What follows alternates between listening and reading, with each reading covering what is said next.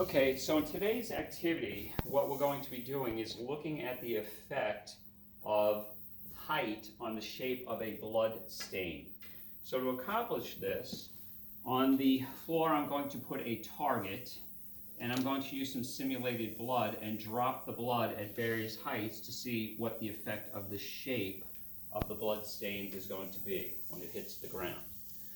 Okay, so from the first one is going to be at 20 centimeters. So at 20 centimeters, I'm going to drop the blood and make a stain. Okay, and I'll put that down as 20 centimeters. The next one would be at 40.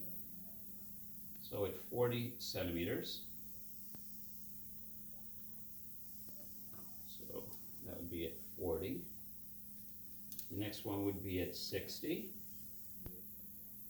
So here we're trying to see the effect of height on the actual shape of the blood. This would be at 60. The next one is going to be at 100. So we'll drop the blood from 100. That's 100. The next one will be at 120.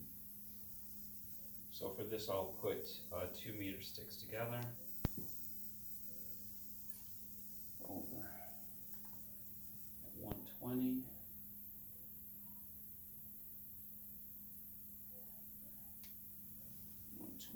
And then the last one will be at 140. 140.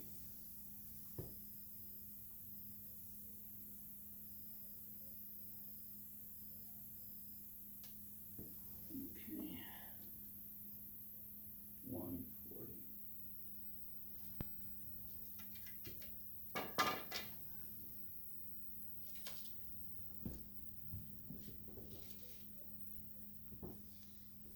All right, so now our next step would be to look at the blood stains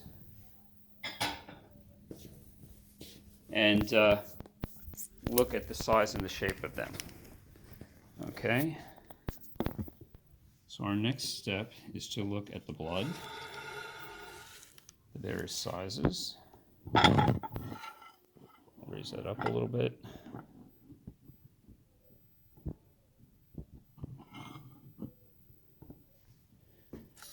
And let me turn that around. So the first one you can see here is a 20. And for this,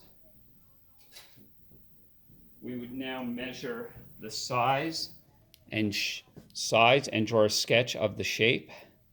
So this one is at 120 right here. So again, if I were to look at the size of this dropped from 20 centimeters. Right, so we look at the diameter of this. And the diameter of this looks like it's about 12 millimeters. Okay, so this is 12 millimeters in diameter. The next drop at 40. So at 40, we can see that this now is about 14 millimeters. 14 millimeters in diameter. So we can see that as the height increases, it appears that the diameter is also increasing. So here we look at this, and again, this is about 15 millimeters. Now we'll move on to the other side. So here we have 100. So 100. And again, if we look at the diameter there, it looks like it's about 16 millimeters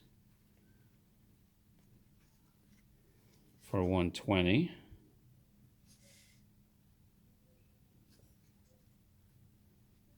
And if we look at the diameter there, we're at 17 millimeters.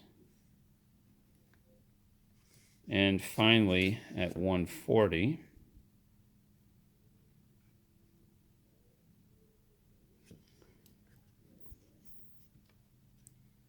where probably looks, it looks also about 117.